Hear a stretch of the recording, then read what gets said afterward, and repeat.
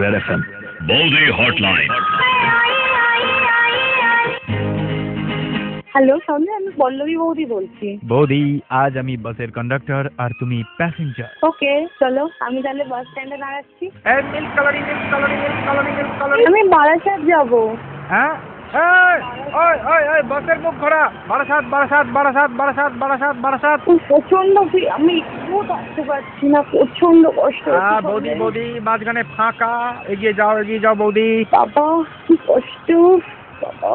বৌদি দেখান তো কি। এই দেখো। আরে দূর, আমি আপনার স্যান্ডেল দেখতে চাইনি, টিকিটটা দেখি, টিকিটটা। এই নাও 500 টাকা। 500 টাকা চলবে না বৌদি, 4 আনা না তো 8 আনা দিন। 4 আনা তো কোথেকে দেবো? কেন, তুমি শোনোনি আগে বৌদি হটলাইনে?